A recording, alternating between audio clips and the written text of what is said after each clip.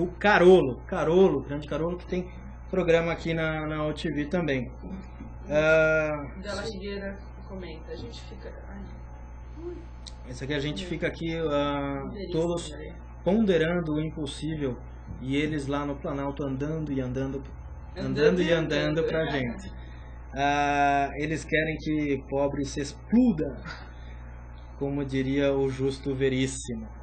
E ele fala aqui em cima também sobre a questão do 13º. Deixa eu ver se eu acho aqui, ó.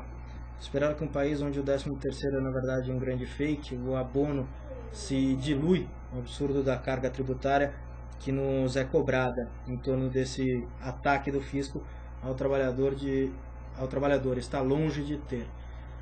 É até o que a gente comentou, né? O gasto hoje em dia, tanto para o empregador quanto para o empregado, é muito oneroso, né? Você ser legal, né? Estar legalizado no Brasil não é tão legal assim, mas a lei infelizmente onera muito mesmo, tanto o empregador quanto o empregado, né? A própria INSS eu vejo como tanto quanto exacerbado. Pelo que você vai receber, inclusive, de aposentadoria depois, né? Cá entre nós, tem muita gente que prefere não ter a carteira e pagar uma previdência privada. Infelizmente. E é isso, né? Porque assim, é algo que o governo devia acordar, que é ele mesmo que está perdendo com isso, né? Porque você poderia arrecadar menos por empregado, mas com mais empregados. Um problema grande. O Reginaldo está falando, alguns sindicatos já tinham negociado o aviso prévio proporcional e nestes casos o aviso acidente é indenizado. Pense que essa será a tendência. Isso aviso é acidente? Não, na verdade, diversos sindicatos patronais e os sindicatos dos empregados, mediante convenção coletiva da categoria, já estabeleciam um aviso prévio proporcional, mas só era aplicado às partes que haviam convencionado nesse sentido. Então, só àqueles empregados pertencentes àquela categoria profissional. Mas já havia, assim, de 45 dias. Era bem, em diversas convenções é bem comum ter essa previsão do aviso prévio de 45 dias. Para os funcionários que tenham mais de 10 anos de empresa. Tá. Mas também se dá um período maior. Um período maior, cada uma traz um período. Mas depende do acordo. Depende do acordo. O Della Rigueira responde, falando: o sindicato nesse país só serve para dar boa vida a alguns e servir de escada para o poder. Uma lástima. Também acho que também não é assim, né, Della Rigueira? Você está sendo um pouco radical, assim.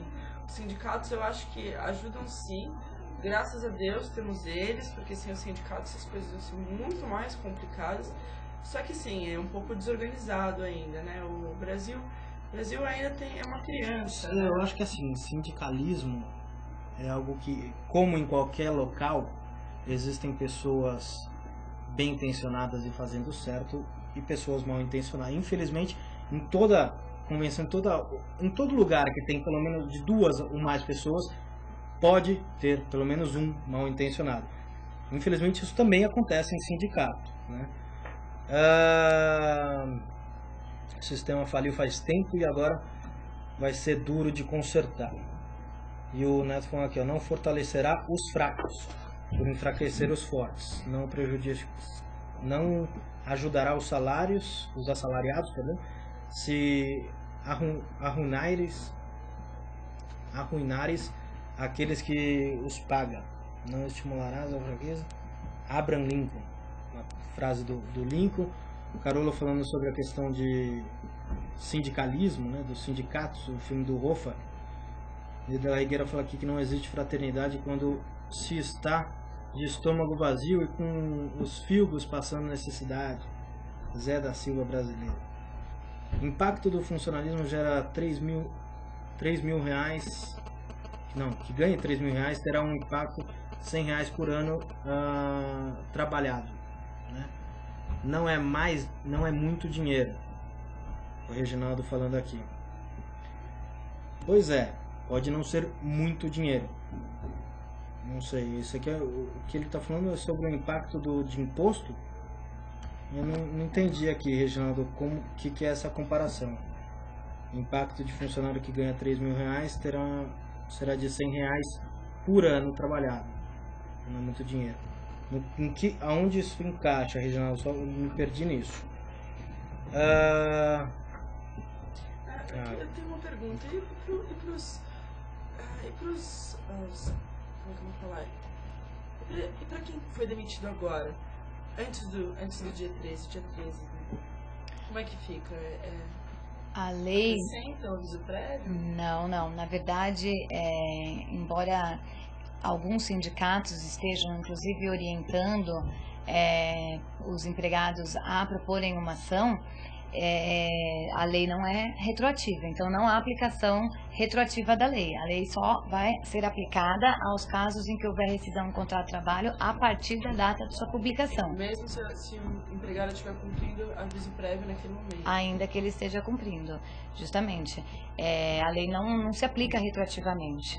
Mas isso, quando você fala que ela não é retroativa, vale também para as pessoas que começaram a cumprir, que já estão cumprindo tantos anos de empresa, ou começaram a cumprir anos de empresa a partir do período que a lei...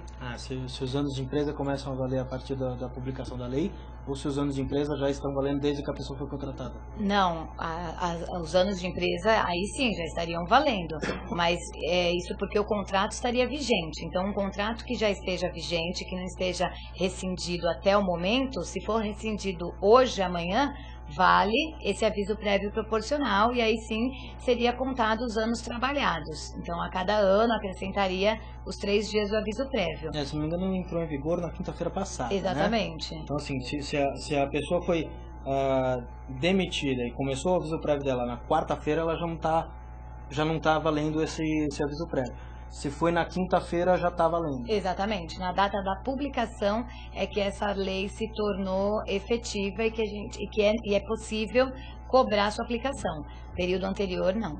Já imaginou que o patrão que estava esperando a sexta-feira?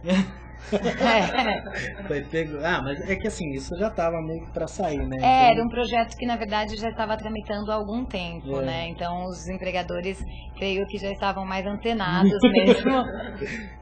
Na quarta-feira, né? Esperando que sexta-feira não, ou vai ser hoje. Vamos demitir antes. O empregado que talvez estava esperando a sexta-feira para pedir. Temos grandes exemplos de sindicalista nesse país. Luiz Antônio de Medeiros, Paulinho da Força, Lula e outros. Como que é isso? Vetos. Não entendi. Essa última palavra. Dejetos. Estava escrito errado ali. Só uma curiosidade: quem são os mentores do sindicalismo no Brasil?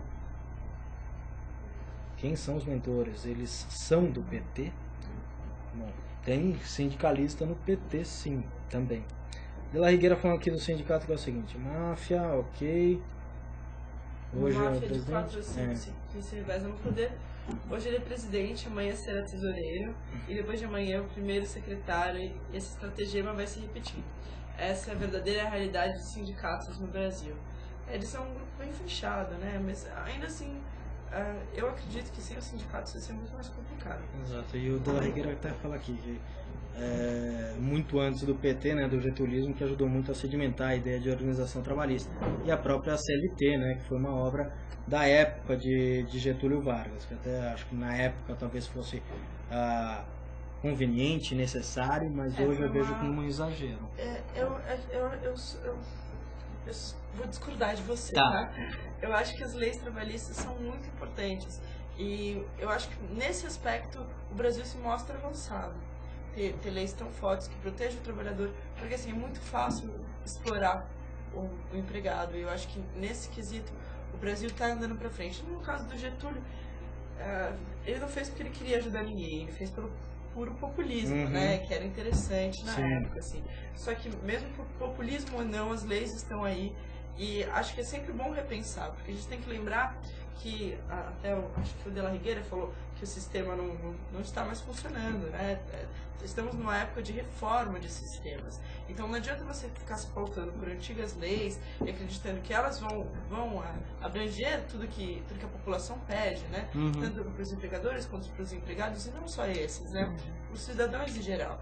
Então, essa coisa da reformulação, ainda assim que deixe lacunas, ainda que possa causar muitos problemas e processos. Eu acho que sim.